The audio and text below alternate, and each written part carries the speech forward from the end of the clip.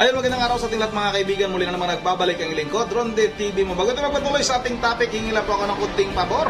Sana po paki-like ng video na ito at sa mga hindi pa nakasubscribe, sana po pasubscribe ng aking YouTube channel, Ronde TV mo. Yun ang mga kababayan, tuloy na tayo kagad sa ating topic mga kababayan. Ito ay tungkol sa patuloy na pag-imbestiga ng Senado laban kay Pastor Kibuloy sa panguna nga ni Senador Risa Hontiveros mga kababayan. Ano bang pakay ni Senador Risa Hontiveros mga kababayan ha? Bakit niya ba inuunang imbestigahan itong si Pastor Kibuloy kaysa pag-usapan ang mga presyo ng mga bilihin sa ating bansa mga kababayan? Siyempre alam na natin kasi nga nadadamay na naman yung pangalan ni dating Pangulong Duterte dito mga kababayan. Alam ko na no? Noon pa ay sinasabi ko na nga ba na madadamay na naman ang angkan ni Pangulong Duterte dito mga kababayan, dahil hindi lang si Pangulong Duterte ang nabanggit dito sa pang-imbestiga na ito, kung hindi kasama na si Vice President Sara Duterte mga kababayan. Ayon kay alias Rene, nakita daw niya na itong si Pangulong Duterte at itong si Vice President Sara Duterte ay dumating doon sa isa sa mga mansyon ni Pastor Kibuloy mga kababayan at kumuha daw ng mga armas. Yun ang mga kababayan, kayo nang inyong bahalang humusga At sa mga nakakilala kay Senador Risa Hontiveros, kung ano ba yung galit nito kay dating Pangulong Duterte. Sa mga DDS yan, alam nyo na kung anong klaseng senador itong si Risa Hontiveros mga kababayan. Sa akin mga kababayan sa akin lang ito. Walang kwintang senador ito. Ito na mga kababayan sabay-sabay na natin itong panoorin. Pasensya na sa ating mga viewers na hindi sasang-ayon sa ating sinasabi na itong si Senador Risa Hontiveros ay ito yung senador talagang noon pa ay hindi ko to gusto. Ito na, sabay-sabay na natin itong panoorin. Ako po si alias Rene. Nasa wastong taong gulang. Nakatira po sa Pasay City. Matapos manipa sa ilalim ng batas. Nagsasaad. Na-convert ako sa Kingdom of Jesus Christ noong 2015 sa pamamagitan po ng aking palilinian bro ng Keepers Club International, na isang youth organization ng simbahan na nagre-recruit sa mga paaralan. Kasama ng high school sa Tacloban City. Nag-aalok po sila ng faith scholarship para maigano po ang mga kabataan. Pag nahumaling ka na po sa kanila, unti-unti na po nilang ipapakilala si Apollo Kibuloy na siya daw ang anak ng Diyos at siya ang may-ari ng sanlibutan. Pumasok ako sa full-time ministry dahil sa paniniwalang iyon at buong pusong inalay ko ang aking sarili sa kingdom.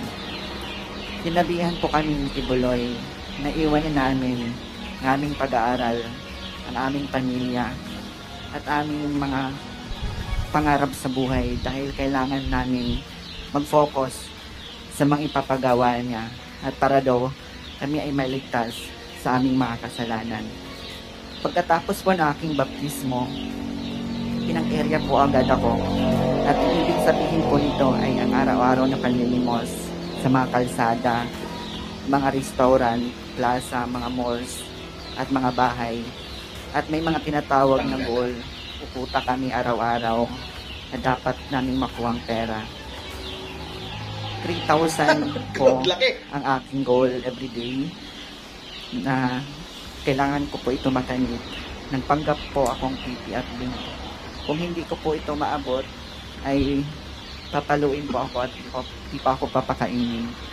Pag bare months naman po, o mula September to December, ay mas puspusan po ang aming pamamalimos.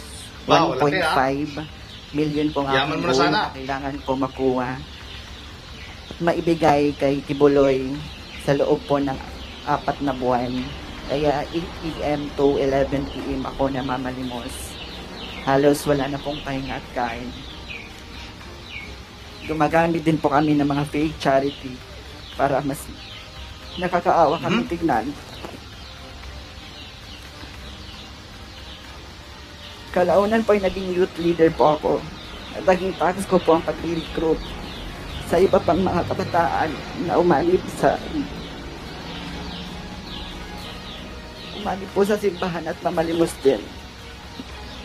Dito na po ako magsimulang magtanong at magduda nagigilty po ako na mag-recruit ng iba pang mga kabataan.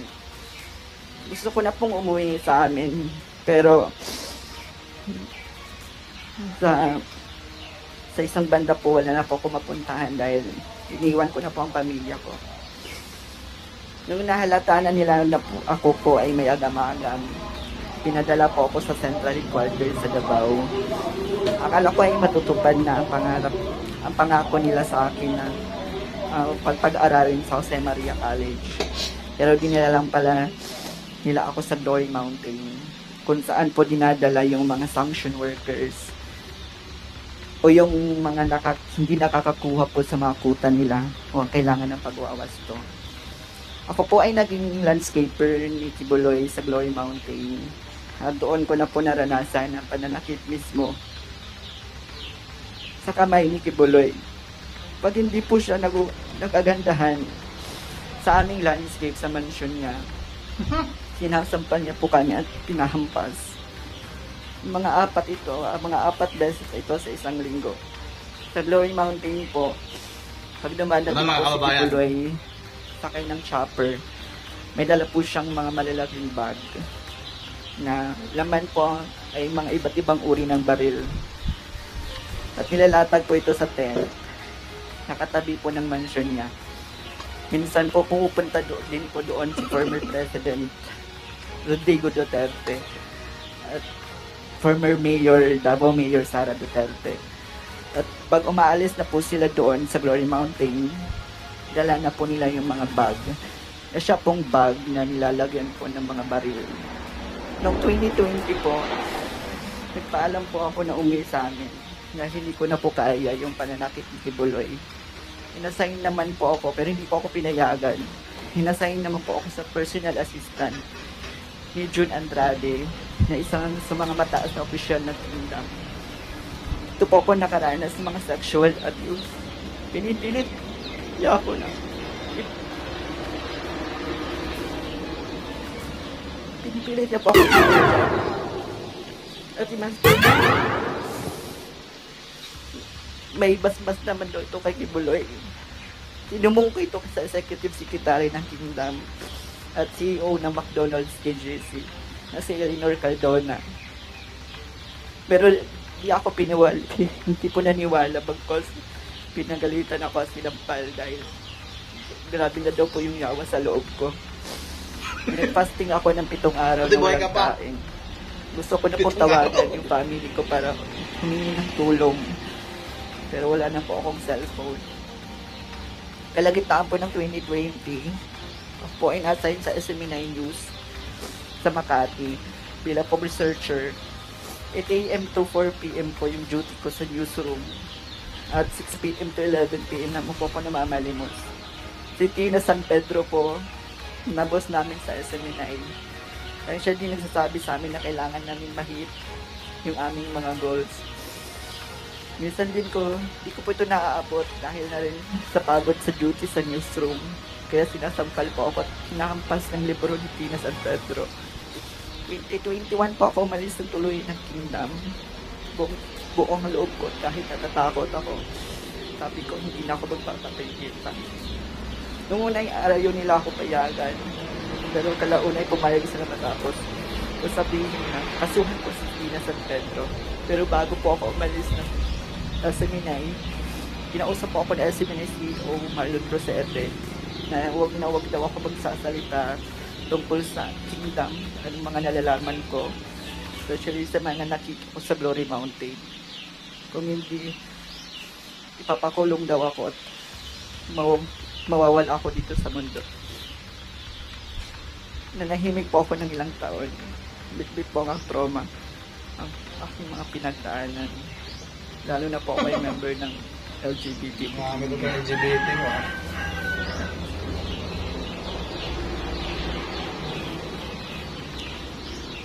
Maraming salamat, Elias Rene, sa pagbasa ng iyong affidavit sa Komite dahil ay napakasakit. Ang sabi mo dito sa inyong affidavit, nung una kang ni-recruit sa Keepers Club International, ang pinangako sa iyo ay mag-aaral ka. Ano po? Natuloy ba na makapag-aral ka pagkatapos mong ma-recruit?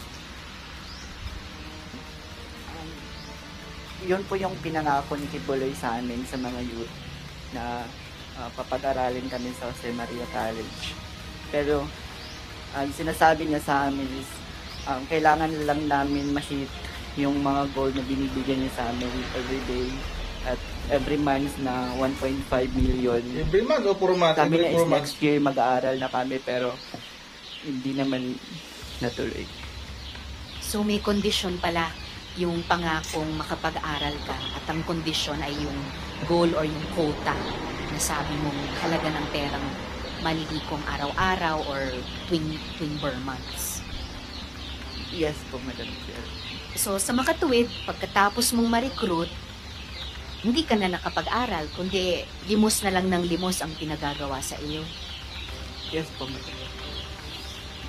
Sabi mo rin, nagbabanggit kayo ng mga NGO na ginagamit nyo para makapaglimos.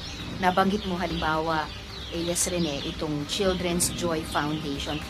Tama ba na ito di umano ay isang orphanage? Yes po, Madam Chair. Kasi every bare months po yung tinatawag na month of blessings. Dito po kami yung ang goal po namin is mga million po. Tapos pinapagamit po kami ng mga faith charity like Children's Joy Foundation. Pinapasama po sa amin yung mga kabataan age 16 to 13 to 16 para po mamalimos. Elias Rene, balik ako sa iyo. Sabi mo din dito sa iyong affidavit na nagtrabaho ka sa SMNI bilang researcher. Pero sa gabi, ikaw ay pinapalimos. Ganun ba yung ano? Ganun ba sa SMNI? Researcher by day, pulubi by night. Yun ba yung utos sa inyo? At sino yung nag-utos ng ganito sa iyo?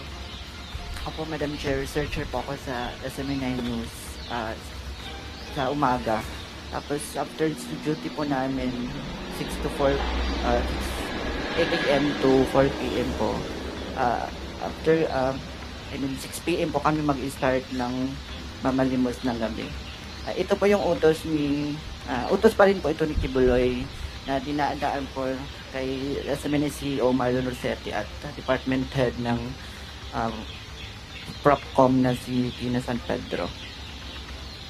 Si Miss Tina na sinabi mo rin sa affidavit ay sinasaktan ka. Yes po, Madam Chair. Sinasaktan po ako sinasampal po ako ni Tina pag hindi ko po na-hit yung goal every night kasi dahil na rin po sa pagod sa duty ko sa newsroom ay hindi ko po minsan na-hit yung goal na binibigay niya sa akin. Oo naman. Oo naman. At kahit doon sa duty mo sa newsroom, may sweldo ka ba doon?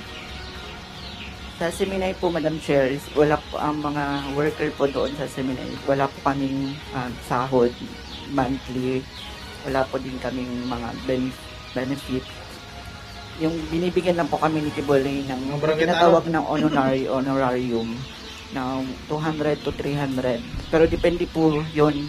Depende pa din po yun sa mood niya kung magbibigay siya o hindi.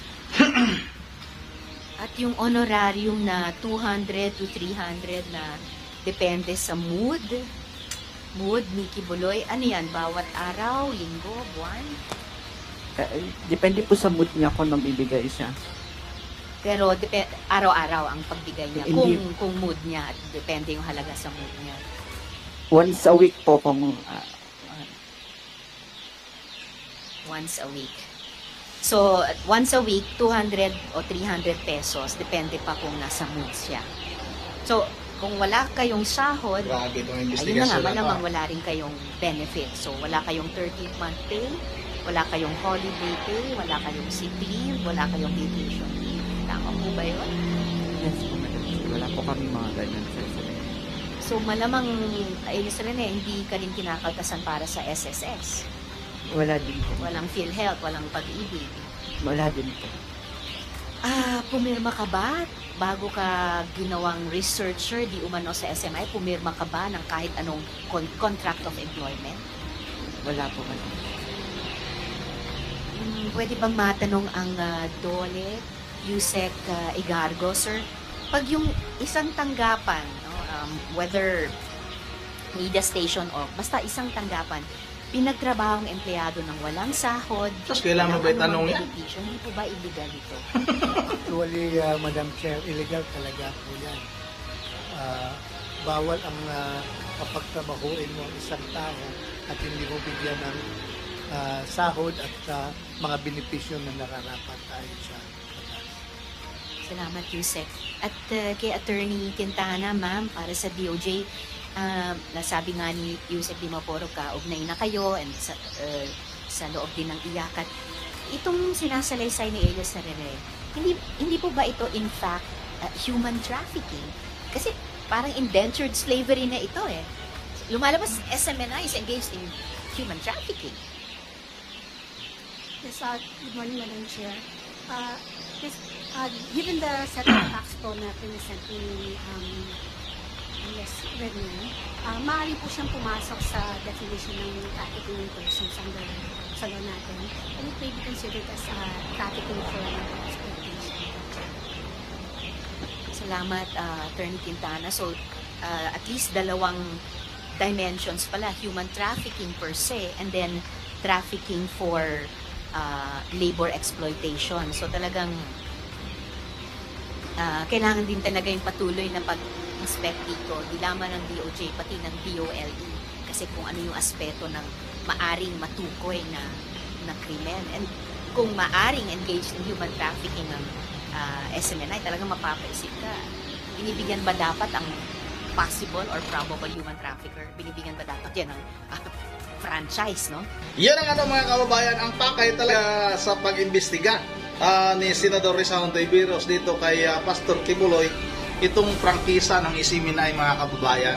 Yung talaga ang gustong mangyari nitong senador na ito, na masara o maisarado itong SMNI, mga kababayan. Dahil nga, alam naman natin na may programa dyan si Pangulong Duterte, tapos parang sa tingin natin, mga kababayan, tatakbo ito bilang senador ngayong midterm election, mga kababayan, at number 1 sa survey itong si dating Pangulong Duterte, mga kababayan. At yung mga salaysay naman itong si Elias Rene, mga kababayan, napakalaki na sinasabi niya na kuta, 3,000 kada araw. Hirap hanapin nun, mga kababayan. Maniniwala ba kayo sa pagpapalimos kumikita ng 3,000? Sa bagay, kung talagang may 3,000 kakatao, nahingian mo ng tigda 2 piso sa araw-araw, sobra pa, mga kababayan, yung kikitain mo. Pero nga, mga kababayan, napaka-imposible naman. Magkano sa isang buwan?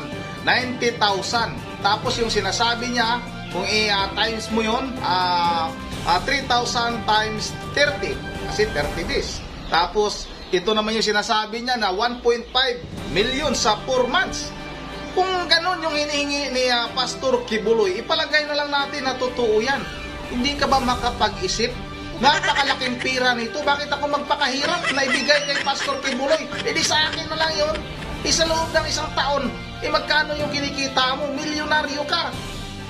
Yan ang hindi ka panipaniwala, mga kababayan. At ito yung sinasabi nito na pag dumating si Pastor Kibuloy doon sa yung rest house ni Pastor Kibuloy, yung mansion ni Pastor Kibuloy, may dalang mga bag, tapos may lamang armas, ilalatag doon sa tent sa tabi ng mansion ni Pastor Kibuloy. Bakit hindi papasok sa loob? Para mapakita talaga na may baril. Yun na mga kababayan, bahala na rin kayong humusga, Alam nyo naman, sa mga DDS dyan na itong si Risa Hontiveros ay noon pa galit kay Pangulong Duterte. Noon pa, mga kababayan. Yun ang mga kababayan, kaya na lang ninyong bahalang humusga. Alam ko na may kanya-kanya tayong paniniwala, may kanya-kanya tayong pananaw, may kanya-kanya tayong pinapanigan. Nasa inyo na yun, mga kababayan. Hindi ko sinasabi na pumanig kayo sa sinasabi ko. Kung ano man yung inyong reaksyon, igagalang natin yan. Yun ang hanggang dito lang muna. At once again, tika lang, mag-shoutout lang muna ako ng ilang shoutout, mga kababayan. Shoutout kay Ma'am Berje Religious ng Pulilan, Bulacan. Kay Ma'am Caroline Kawakami ng Japan, kay Ma'am Joyce ng Japan, kay sino ba to? Si Joby Jimini, shout out kay Gabris Salis, shout out kay shout out na rin kay Merly Cruz, shout out kay George Francisco, kay Miriam Naldo, kay Leonardo Sabredo, at kay It's an M, kay Minda Barira, kay Mina Ignacio, at kay Kuni Toledo. Yun ang mga kababayan, dito lang muna, medyo mahaba na yung ating video, ano? At once again, this is Ronde TV mo, ingat ang lahat, God bless bawat isa sa atin.